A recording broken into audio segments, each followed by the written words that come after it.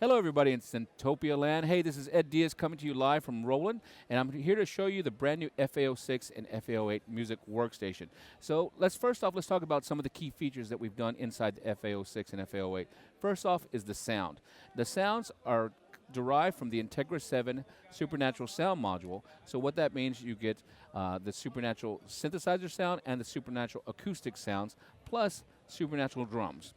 Now, we also went in and hand-selected a lot of the old PCM sounds that some of us old dogs just really love to have in there. So those are in there, too, and I think you'll enjoy those.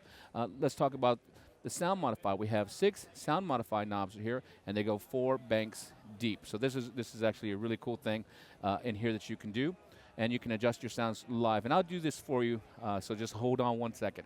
Now, if we go to the next section, we have our sampler section, and our sampler is based off our very good selling SP404SX sampler. So this is great. You can go ahead and we have an audio input in this section right here.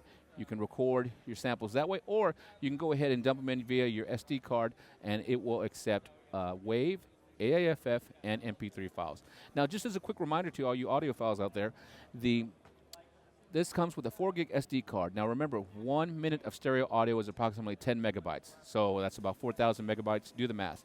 And you can go ahead and upgrade the card to 32 gigs. So that's plenty of space. Right out of the box, you are ready to rock and roll. Now let's go into the sequencer section. In the sequencer section, we have gone back from the phrase sequencer back to the linear sequencer, which a lot of us guys are really happy about.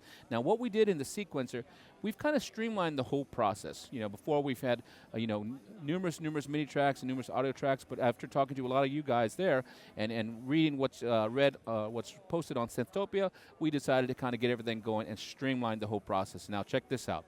So we have a 16-track MIDI sequencer, well, that's pretty cool, and you can also access the samples from the MIDI sequencer in here. So what I'm going to do is I'm going to do a quick sequence, and I'm going to show you some more features, but I have to do the quick sequence first. This is just going to be a 2-bar sequence. Nothing crazy, guys, so don't beat me up too bad. So just do a quick sequence. Got my grid on, 2 measures thing here, and let's rock and roll. Here we go.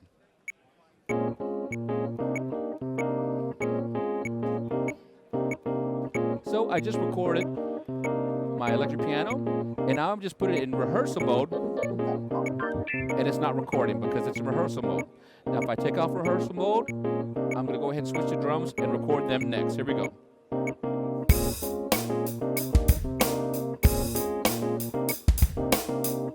Now if I want to, I'm going to go ahead and record the bass in here as well.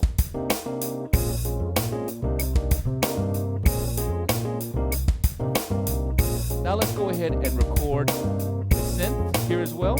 I'm gonna go ahead, let's record some strings right here.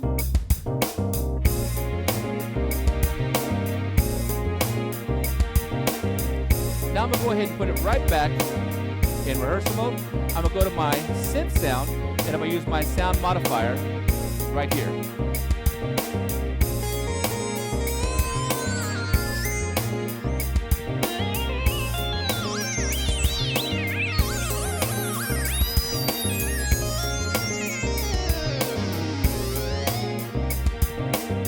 So we just recorded just a basic sequence, okay? We've been able to do this for many years, and that's nothing new, okay?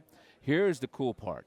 Okay, you ready, guys? Here we go. So first off, I can go ahead and hit Shift and Song Utility, and we got to export the song. Now, for us keyboard guys, been using workstations for years, here's where it comes difficult. We come up with this great sequence, and the rest of the guys in the band say, hey, go ahead and give me a copy of this so I can put it inside my DAW, or I want to go ahead and share it with the world, and that's where we kind of hit the wall. So if we go to our export song section of here, we can still export as a standard MIDI file. Okay, that's cool. Now another way we can do it is we export it as a stereo mix. So a nice stereo mix of the entire song. Now here's where the cool part comes in. Check this out.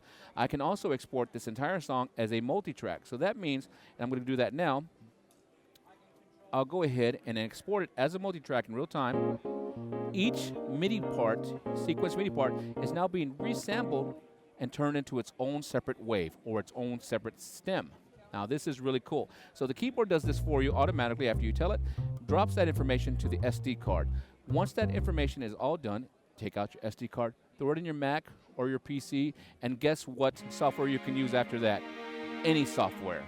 any DAW, because at that point you're just dropping those stems in there. So that's totally hip.